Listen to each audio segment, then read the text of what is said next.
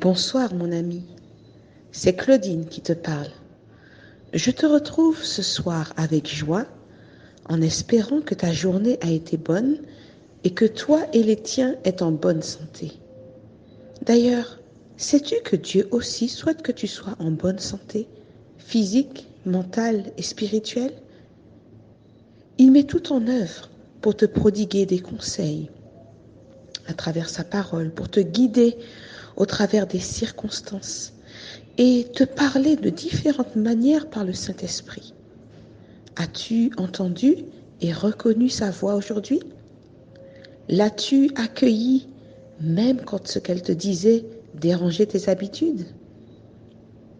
Je t'invite à t'incliner avec moi. Nous allons prier ensemble. Notre Père Céleste, nous venons à toi ce soir et remettons nos vies entre tes mains. Tu vois tout ce qui s'est passé dans cette journée. Comment tu nous as guidés, dirigés, à quel moment nous avons eu besoin de toi, à quel moment nous avons eu tendance à accepter ton aide ou bien à la refuser. Pardonne-nous nos péchés et éclaire-nous par ta parole, afin que nous marchions, Seigneur, de victoire en victoire jusqu'à ton saint royaume glorieux. Au nom de Jésus. Amen. Le texte de ce soir se trouve dans Juges 16, les versets 11 à 12. Il lui dit, « Si on me liait avec des cordes neuves, dont on ne se fût jamais servi, je deviendrais faible et je serais comme un autre homme. » Delilah prit des cordes neuves, avec lesquelles elle le lia. Puis elle lui dit, « Les Philistins sont sur toi, Samson !» Or, des gens se tenaient en embuscade dans une chambre. Et il rompit comme un fil les cordes qu'il avait au bras.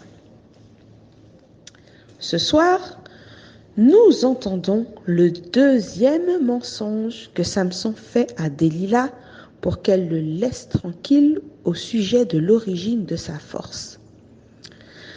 Après ce qui s'est passé la dernière fois, nous nous attendions quand même à voir Samson s'éloigner de cette maison, reconnaître l'ensemble des expériences qu'il a eues avec les Philistins, considérer le mépris et la haine qu'il porte à l'égard de son peuple, ainsi que toutes celles qu'il concentre sur lui depuis qu'il leur a infligé de si lourds sévices.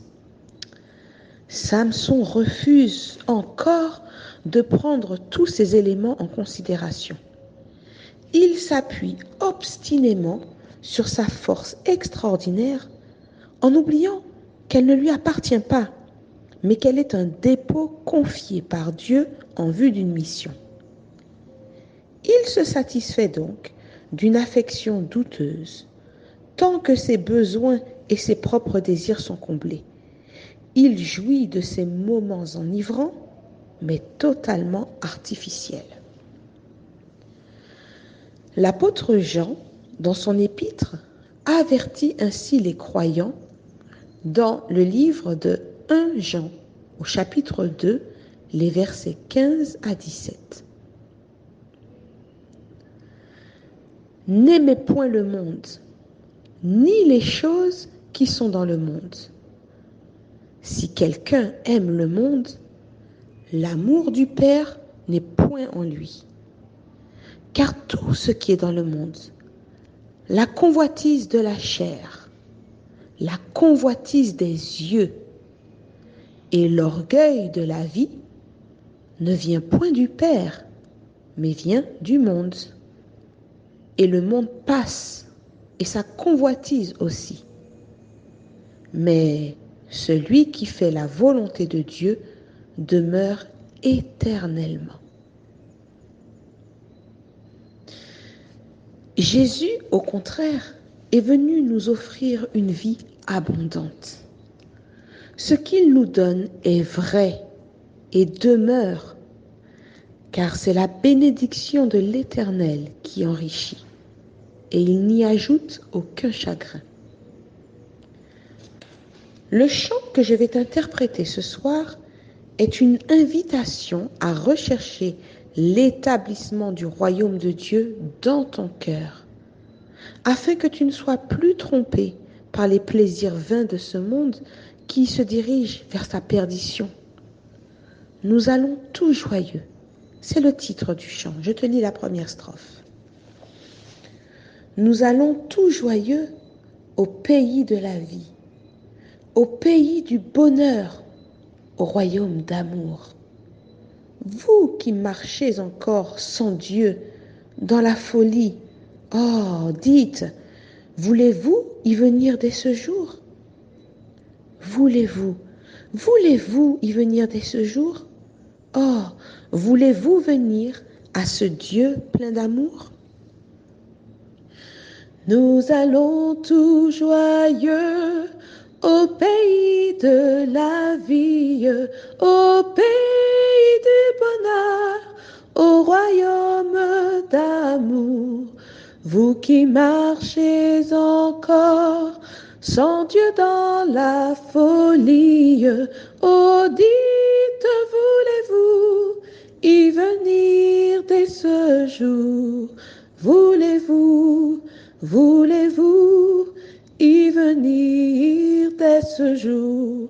Oh, voulez-vous venir à ce Dieu plein d'amour? Dans cet heureux séjour, les soupirs de la terre n'altéreront jamais un bonheur infini.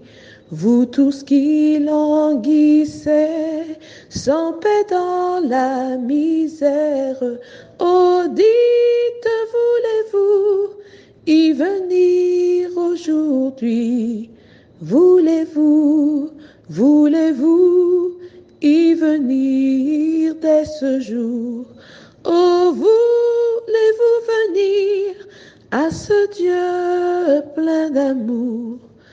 La plus de pauvreté, mais pour tous la richesse, l'héritage de gloire avec le Dieu d'amour. Jamais plus de péché, jamais plus de tristesse.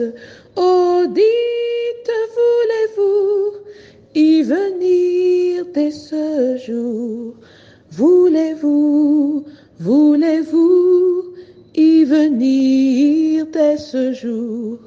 Oh, voulez-vous venir à ce Dieu plein d'amour? Venez pauvres pécheurs, le Seigneur vous appelle. Pourquoi dire demain quand Dieu dit aujourd'hui? Le bonheur ici-bas et la vie éternelle, voilà ce qu'il promet à ceux qui vont à lui. Voulez-vous y venir dès ce jour? Oh, voulez-vous venir à ce Dieu plein d'amour? Alors, mon ami, acceptes-tu de venir dès aujourd'hui? Je t'encourage à faire ce pas et à décider, à partir de maintenant, de suivre Jésus sur tout chemin qu'il te montrera. Que ce soit un chemin d'abondance, où tes prières sont exaucées, où les voies s'ouvrent devant toi, ou bien que ce soit un chemin d'abandon, de renoncement, de sacrifice et d'incertitude. Rappelle-toi que le bon berger connaît le chemin qui mène à la vie. Bonne soirée, mon ami.